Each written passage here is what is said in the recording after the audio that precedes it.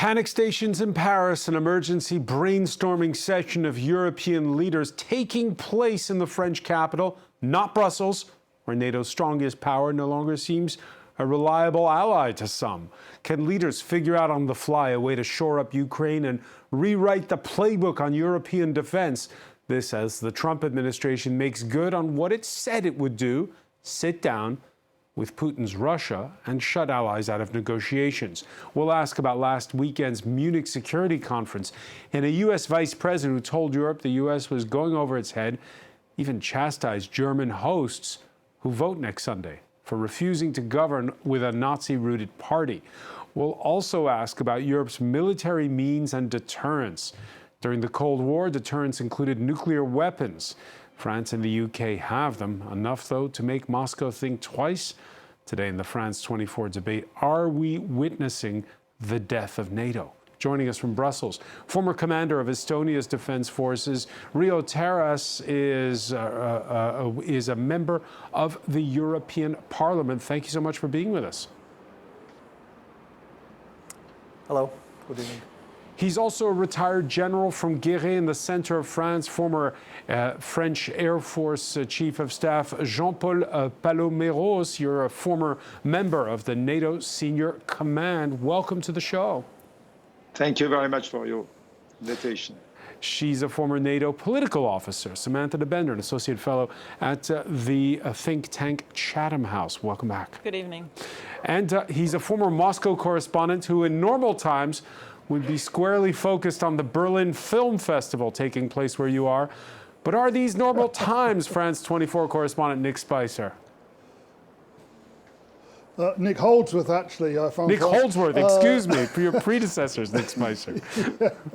My predecessor. Not normal times at all, and unseasonably freezing cold here in Berlin, so you'll excuse the woolly hat. I am trying to keep a cool head because things have been pretty heated up the last few days, haven't they? Well, they have. We'll talk about it. By the way, you can listen, like, and subscribe to the France 24 debate wherever podcasts are streamed. Yeah, they've been heated. They've even sometimes been emotional. Dateline Munich on Sunday. The longtime organizer of the world's most prestigious security conference gets emotional in his closing address when he pleads for the preservation of a rules-based international order. So let us stick to these values. Let us not reinvent them, but focus on strengthening their consistent application. Let me conclude, and this becomes difficult.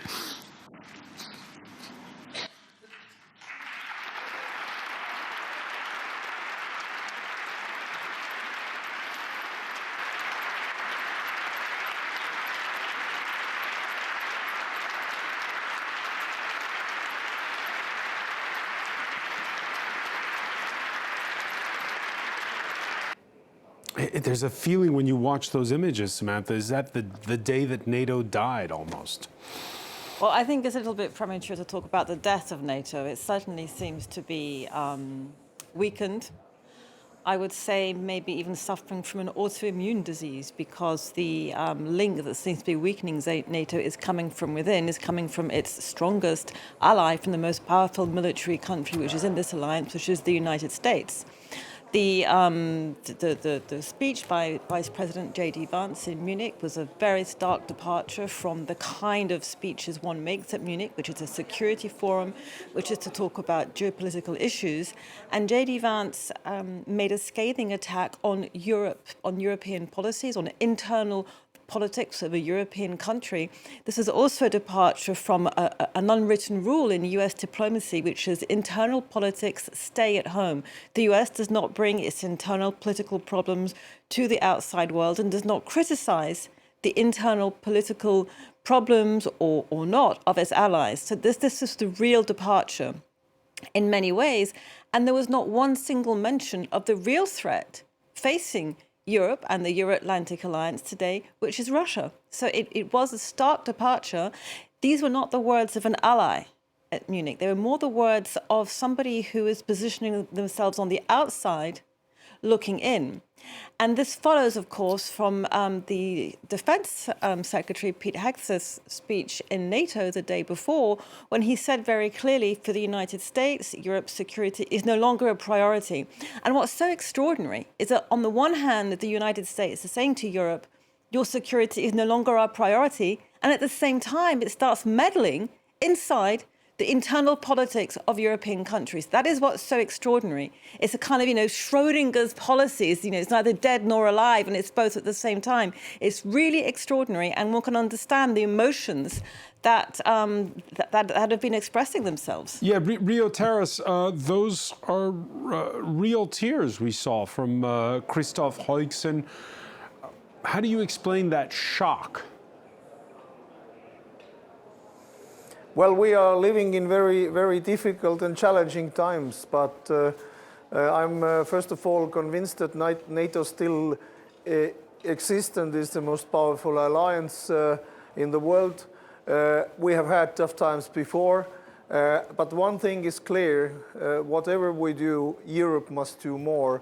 And that is what American presidents, starting from Barack Obama, have said always, that Europe must take more responsibility and start to pay for its security. I heard, surprisingly, that this weekend has been a wake-up call. It was surprised because, in my opinion, the wake-up call was 2008 as Russia attacked Georgia, 2014 Ukraine. But we were not waking up, and that is the problem. I do hope again, Rio Terrace, will bring some real acts. Again, he seems surprised, and this is the organizer of the Munich Security Conference. He seems surprised when he gets emotional there in his closing speech. Now, yeah, again, as I said, he should not be surprised. If he would have listened the same conference, Putin 2007 announced that Ukraine is not a country, Crimea belongs to Russia, and he wants to rearrange the security structure in Europe. I was sitting the same place with probably him together, and some people were laughing about Putin. But Putin meant business, and since then, many European countries, like our country, have paid a lot for defense. We are now about 4% of the GDP. Unfortunately, Estonia is too small.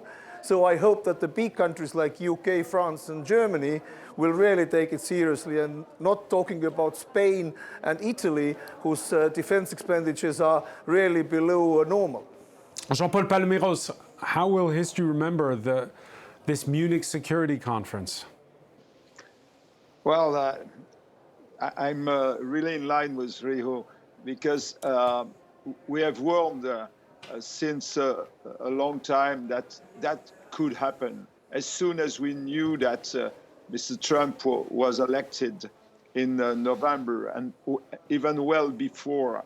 So there is no real surprise, but the matter of the truth is that everybody now is seeing the two pillars of our NATO alliance shaking together. I mean, the political one, and the Mr. Vance's speech was really a dire attack on the political nature of NATO, which is based on the consensus, on value, on democratic values, and on common interest. And on the other side, obviously, the threat of the US reducing their efforts, not only in NATO, but for Ukraine, is obviously very worrying, because us as Europeans, we have not been able to face the issue before. That's okay. That's not okay, but this is a fact. Now we have to work in a rush in a certain way, which is not good, but nevertheless, we have to make some damage control on the short term, prepare the middle and the long term. But first and foremost, we must make sure that at a certain stage, Europe takes its place in the discussion between Russia and between the United States. It's not a bad thing. It's not a bad thing that the US and Russia are meeting. They are two big players. Nevertheless, Europe is at the forefront of this discussion. So I think that the meeting of today is quite crucial with all the players, including the NATO Secretary General, and so on and so forth. So let's see what is happening, but we hope that Europe will be strong and will assume its full role in NATO and support of Ukraine. Sorry. Yeah, a meeting preceded in Paris by a summit preceding it in Paris by a phone call between France's President Emmanuel Macron and his U.S. counterpart Donald Trump. That meeting still going on as we speak at the Élysée Palace. Jean-Paul Paloméros there talking about the need to go fast. Let's cross now to France 24's James Andre, who is at the presidential palace. James, how much in a hurry, how much improvisation, I could ask, went into this summit? How quickly did it come about? Well, look, it came about very quickly indeed. And actually, it's interesting because the Élysée Palace has really stressed the fact that to them, this is not a summit. This is an informal meeting between the leaders of, a group of European countries, which are defined here as being the countries that are willing and able to act upon what's been happening this weekend in Munich and reacting to this phone call between Donald Trump and Vladimir Putin. And also, well, yes, the European Union, who is represented here by Ursula von der Leyen, and NATO Secretary General Mark Rutte. Actually, when he arrived here, the journalist here called out and said, is this the end of NATO? And his answer was a resounding no. But indeed, yes, well, this was a hastily organized meeting. And of course, it's a meeting that is one that has been, put up, and it's an emergency. We haven't had much coming out of it for now, as you can probably see behind me. The cars of all the leaders are still here.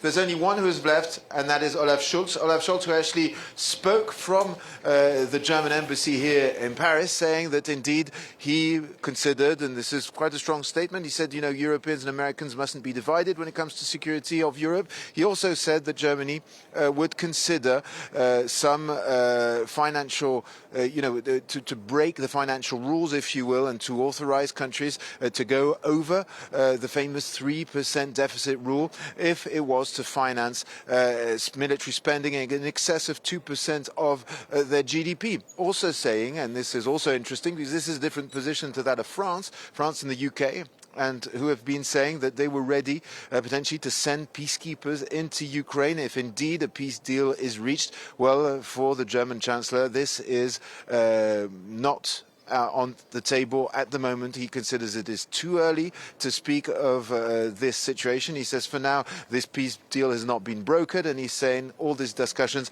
are taking place behind the back of Ukraine, and that of course Ukraine needs to be consulted. So we have different positions here when it comes to what to do. The Polish are aligned with the Germans, by the way. So we have different positions as to what needs to be done immediately after the peace, and of course there is all the long-term negotiation when it comes to the security framework of Europe. The security framework of Europe, which is also important. James Andre will be crossing back live to you when there's more from there. Many thanks for joining us here in the France 24 debate. Let me ask you, Rio Terrace, this issue of what you would like to see come out of this summit, of informal gathering, excuse me, we're not supposed to call it a summit. Yeah, first and foremost, I don't like it be called emergency summit, which of course shows the world that NATO was not ready for that kind of statements.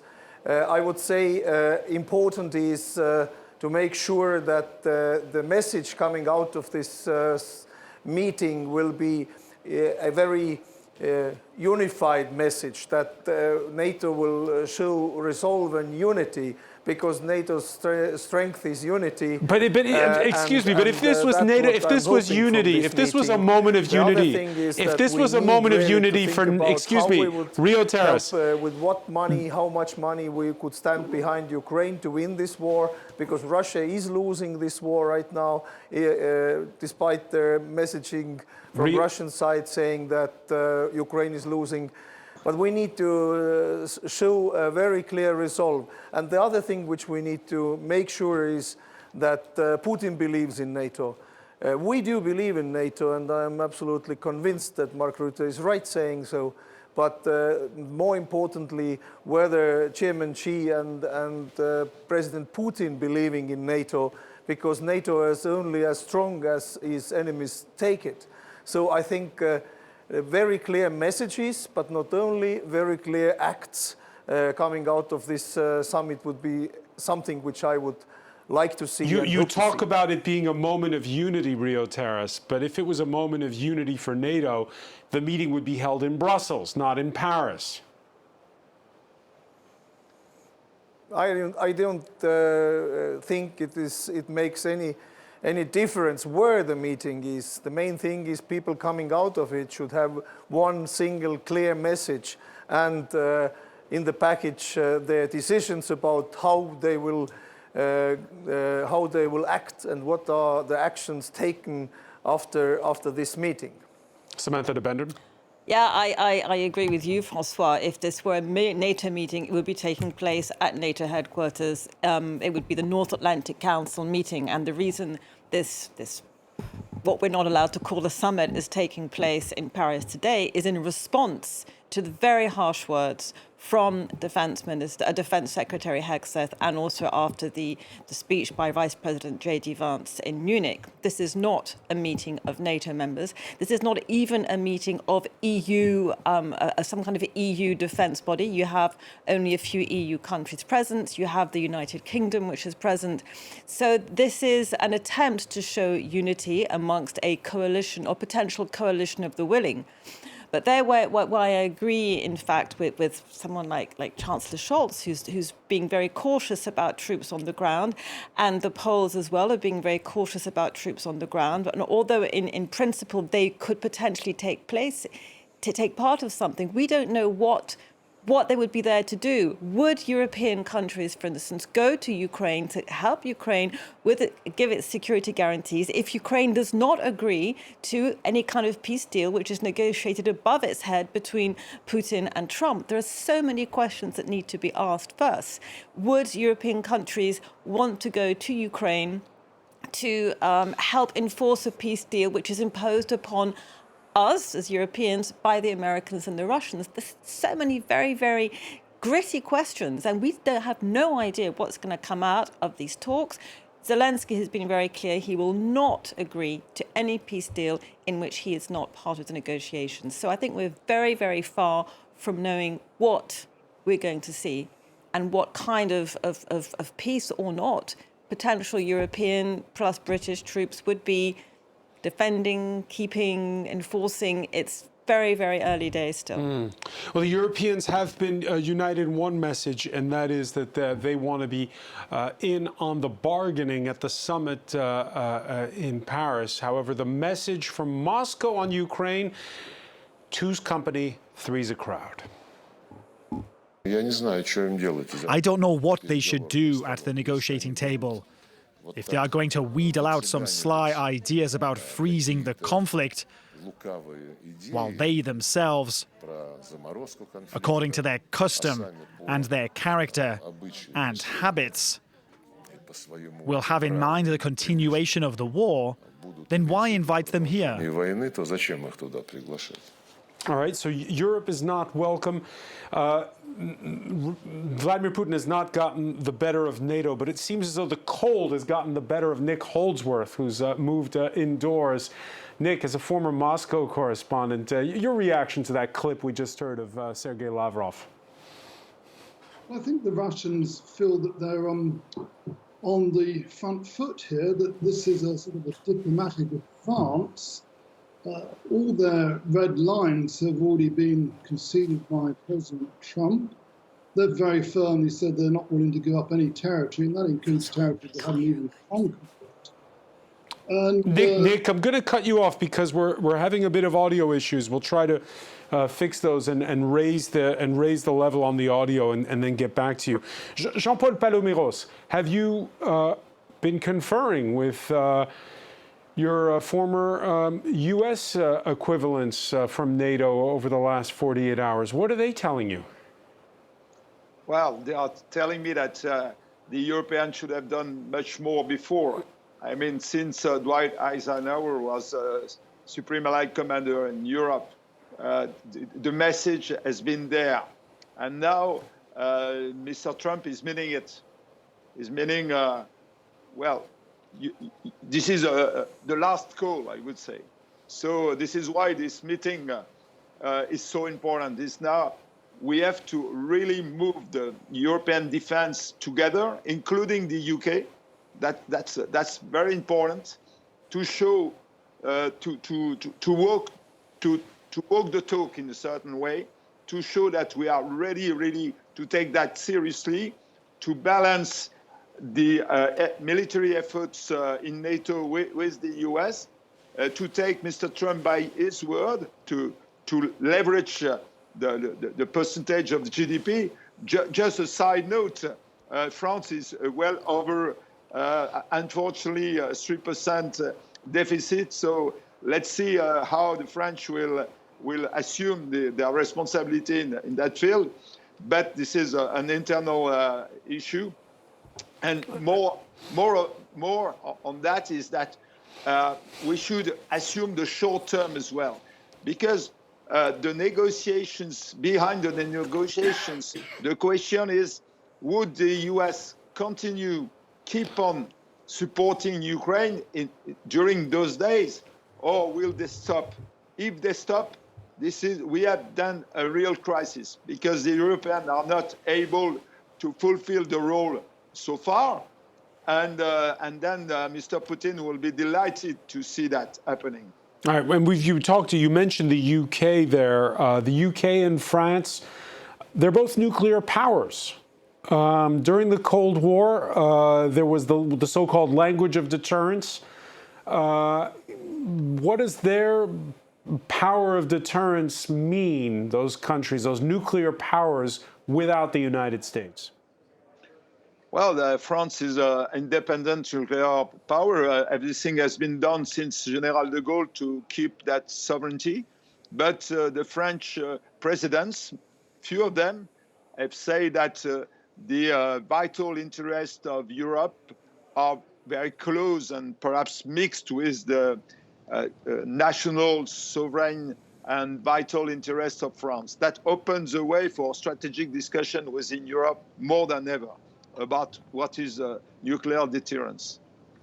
If you only read the headlines, well, here's a bombshell. Starmer, I'm ready to put troops in Ukraine. That was splashed across the front page of the Daily Telegraph. The UK Prime Minister penning a column that doesn't stipulate in the column itself whether, in fact, we can see, images of Keir Starmer now exiting the Elysee Palace. Let's see if we can, if he'll stop for reporters. No, looks like he will not this time. He will be speaking apparently at the British Embassy, which is just a couple of doors down.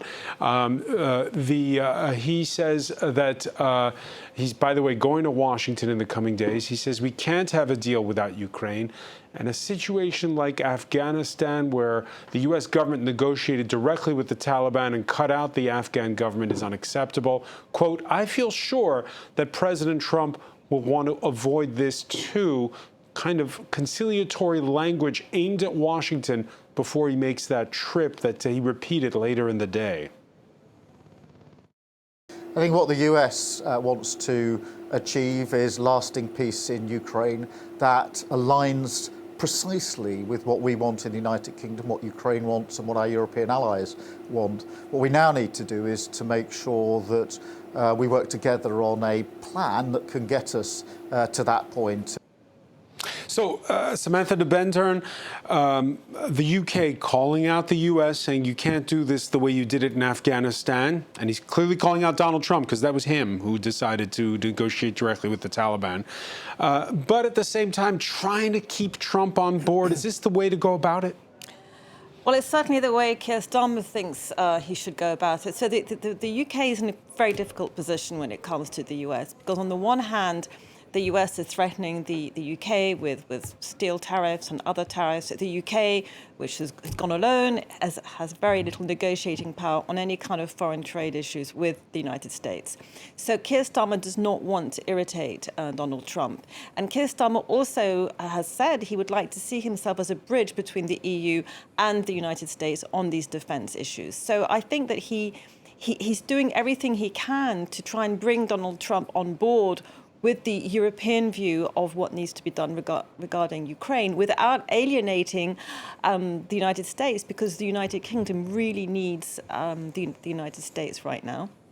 And to the extent that the UK said they would not even retaliate if tariffs are put on the UK. So Keir Starmer will try to continue to I think is a very admirable thing to want to try and do. Whether he will be successful or not is a completely different question. He seems to think he can influence Donald Trump to see things through European eyes. Personally, I don't think he's going to be successful, but, you know. So what else should he have done? Well, he could have been very firm. He could have called Donald Trump out and said, listen, what you're doing is espousing Putin's worldview. But I cannot imagine a British Prime Minister going that far at this point, absolutely, considering all the other issues that the United Kingdom is facing. I can't see that. Rio Terrace, if the U.S. cuts a deal directly with Russia and goes the whole way here, would Estonia be threatened? Would Putin have designs for an attack on Estonia? Well, first of all, I don't see how it can happen without Ukraine and Europe. So there is no deal about Europe without Europe. And they can agree whatever they want. President Zelensky and his armed forces will not agree with it and keep fighting. And I don't understand the talks about the peacekeeping troops in Ukraine. I think it is quite nonsense, because Ukraine is able to defend its borders, its current front line. While you're speaking, by the way, I'm interrupting you for a second there. Anywhere. I'm interrupting you because we just saw Mette Frederiksen, the Danish Prime Minister, exit the French presidential palace. She was representing the Nordic and Baltic states at this meeting. Do you regret the fact that the meeting wasn't extended to your country?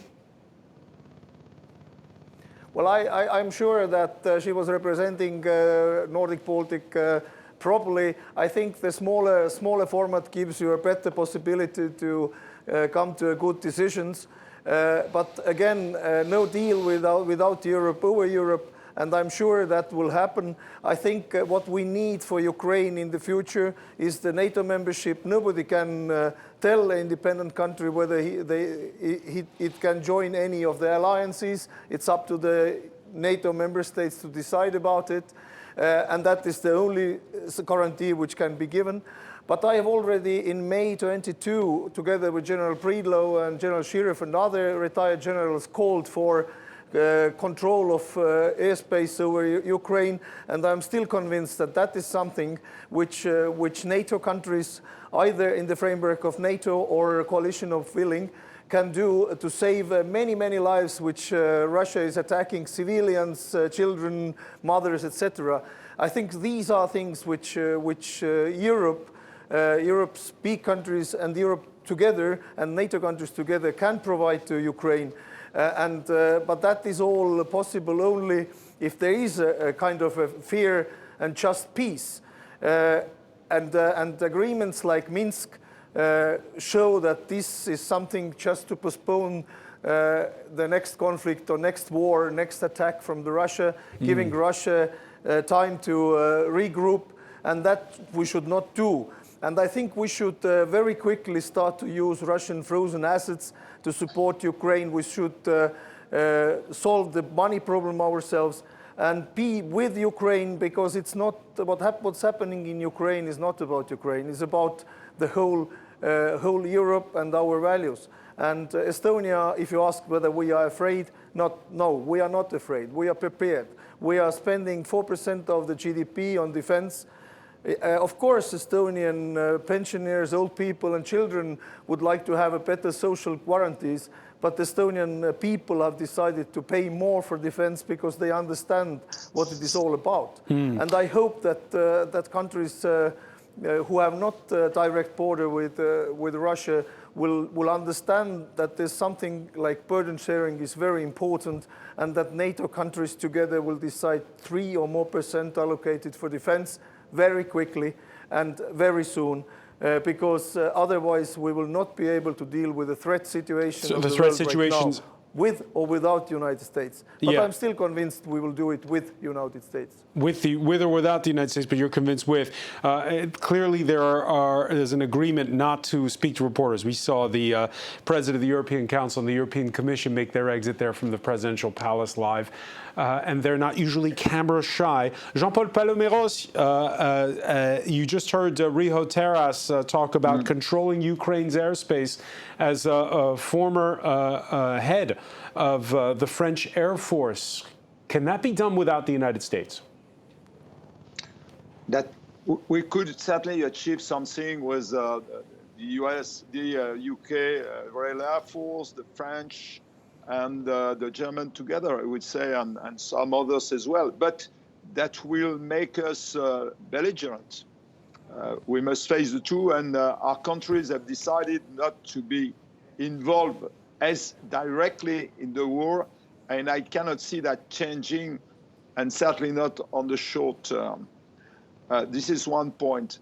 The other point I would like to stress is that already well before the discussions between Russia and the USA, Mr. Putin has won part of the battle, because Mr. Trump has really stated very firmly that NATO was not an option for the future of Ukraine.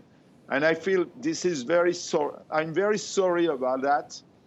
Obviously, the mandate of a US president is 4 years, but 4 years will be a long, long time for Ukraine. So Mr. Putin should be happy with that. I hope that Mr. Trump will not go further in giving more freedom of maneuver for Putin in Ukraine. Now, I asked Riho Terras whether Estonia was prepared in case of a Russian attack. What about France? Because there are more than 1,000 French troops in Romania. There are some 200 French troops right now in Estonia. If there was a confrontation, is France prepared for a direct confrontation? It seems unimaginable. It's never happened during the entirety of the Cold War, but is France prepared? Well, I would say if you look to the French military forces, I would say yes. We know that as far as the number is concerned, obviously, like any European countries, we have a problem against the high density, high intensity warfare and on the long term. But nevertheless, we have high-end capacity, high-end capability. Nevertheless, the question is more on the support of the people. And this is why I think we need a very clear and strong voice out of the politicians in France to make sure that the French people understand what is at stake, that freedom comes with a price. And then it is time really to take that very seriously, because in a few months, in a few years, it could be too late if we let that down. So yes, the answer is yes, but Sitting here in Paris, Samantha de Bendern, General Paloméros saying public opinion right now doesn't see this as a direct security threat for the most part. No, I think very few public opinions. Are we overstating it? Are we overstating the threat? Or Yeah, here I am asking about whether or not Estonia and France are ready in case of a direct confrontation. Well, let's put it this way. Is that a far-fetched question? I don't think it's a far-fetched question at all. I think that the threat is real, and I'm basing that thought on the fact that a lot of European intelligence agencies think that that threat is real. So how could this threat play out? One idea that has actually been put forward by a colleague of mine at Chatham House called Keir Giles is that in order to deter France or another NATO member state from coming to the rescue of a country like Estonia, one could imagine a two-pronged attack. An attack on Estonia, for instance, and I apologize that we're using Estonia as the example, but it does seem to be one of the most likely candidates for an attack. And at the same time, a missile attack on a European city to put absolute fear into the minds of the electorate in Germany, in France, and somewhere else, to then dissuade public opinion from encouraging the idea of coming to the defense of a country like Estonia, which seems far away. What would happen then is that NATO would then cease to exist. We're talking about whether NATO is dead. NATO is not dead today. But if a NATO member is attacked, and for whatever reason other members do not agree to invoke Article 5, which is the idea that an attack on one is an attack on all, or do not give an adequate response in an Article 5 situation, then we have the death of NATO. So would public opinion respond? It's up to the politicians to explain that France's defense, Germany's defense is part of NATO at the moment, and that without NATO, it will be a lot more expensive to keep that defense. People often think about their bottom lines, and this is what it would be about at the end of the day. NATO's not dead, you say, but it is in trouble. And for instance, just remind people, while Russia bombed a cover built to contain radiation at the Chernobyl nuclear power plant last week, J.D. Vance saw danger elsewhere, the U.S. Vice President at the Munich Security Conference. The threat that I worry the most about vis-a-vis Europe is not Russia, it's not China, it's not any other external actor. And what I worry about is the threat from within, the retreat of Europe from some of its most fundamental values, values shared with the United States of America. Nick Holdsworth, J.D. Vance in that speech then goes on to chastise his hosts for refusing to invite the far-right AfD to the conference, the far-right AfD, which is pro-Putin views often, and which is polling second in next Sunday's general election. It is indeed. It slightly has upped its poll numbers from about 20.3% to about 21%. If it does get those number of votes, it's going to double its seats in the Reichstag, in the Bundestag, the German parliament, and it's going to have an influence, even though the remaining parties say that they will maintain the firewall, the so-called. What's the reaction where you are, Nick, to J.D. Vance on stage, basically endorsing electoral alliances with the far right? People are horrified. I mean, there were 200,000 people out on the streets of Berlin just yesterday protesting against the AfD. It's horrified the Chancellor, Olaf Scholz. He sharply rebuked Vance for interfering in domestic German politics. It's delighted the Russians. The Russian Speaker of the Russian Duma, the Parliament, Vyacheslav Volodin, said that J.D. Vance had called out Europe correctly and had identified failures in European democracy, as if Volodin is in a position to lecture Europe on democracy. The Russians are delighted. A Russian TV commentator said that Vance had given the Europeans a good caning. A good caning, as we're watching images of Giorgia Meloni exiting the Élysée Palace with Emmanuel Macron, the Italy's leader, who stood by her president, Nick Holdsworth, in a row over President Mattarella calling what's going on in Moscow Nazism at this time. And right now, where you are standing, they're talking about this on the campaign trail. I know there's a second night of lead candidates debate later. That's why Olaf Scholz left the meeting early here in Paris. One of those issues is, and this is what Rio Terrace has been telling us about in this discussion, spending more and carving out an exception for defense. How popular, though, is that in Germany? It's not very popular at all. The Germans have suffered a couple of years of recession. Most Germans are concerned about the bottom line, the cost of a basket of shopping in the local supermarket, whether pensions are going to increase in line with inflation, that sort of thing. But we do have the front runner in the elections for the next Chancellor, Friedrich Merz of the CDU, saying that he will spend more on defence. Scholz saying, yes, we'll spend more on defence, but not quite as assertive as Friedrich Merz. Although we should remember that Friedrich Merz was the politician who accepted the support of the AfD in an anti-immigration vote in Parliament just a couple of weeks ago. Yeah, you were mentioning it earlier, says Samantha de Bender, and the fact that for the time being, Europeans are saying this won't happen without us. But could it? I think, you know, we've entered a world where anything is possible. I mean, you know, we've been the idea 3 years ago, and we're approaching 3 years of the beginning of war the beginning of the second phase of the war in Ukraine.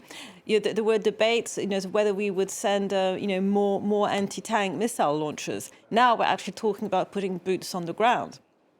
I think that we have come to a stage where anything is possible. Who would have imagined, even a year ago, and in spite of the warnings the United States were giving us about disengagement from Europe, such hostile rhetoric coming from both J.D. Vance and Pete Hegseth.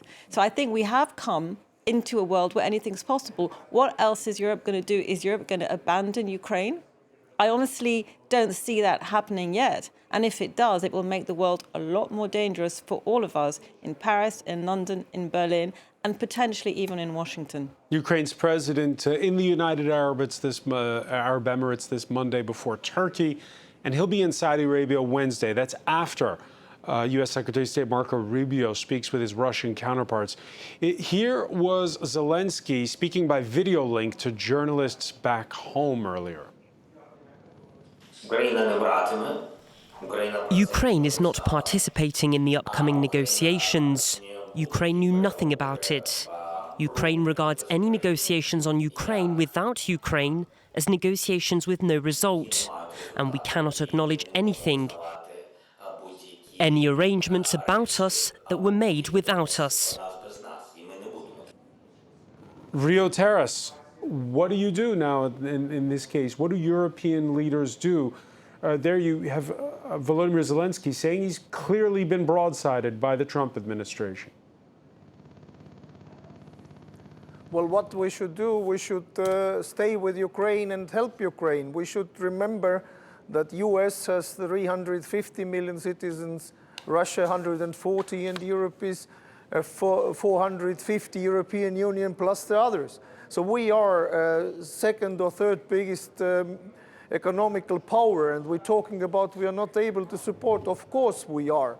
Today the support to Ukraine cost every European Union citizens 1.2 cups of coffee a month. So that means that we are able, if we would like to, we want to support Ukraine, The other thing which I would like to say is I don't understand the negative thinking on Estonia is the most possible place where NATO is attacked. I don't see Russia able to attack NATO today whatsoever. It will be end of Putin and end of Russia if there will be any attempts. And believe me or not, but Estonians will fight as long as it is needed. We have 1939, 1940, we did not do it, and we lost 10% of the population. And Russia killed and harassed us 50 years. So we will fight, and I'm sure our allies will fight with us. The British and French soldiers and American soldiers in Estonian soil today, they will fight, and NATO will function. So I have no doubt about that. The other thing is how we can support Ukraine, and as I said, we have to stand together, all European countries together behind Ukraine, and increase significantly military and humanitarian support and economical support to Ukraine.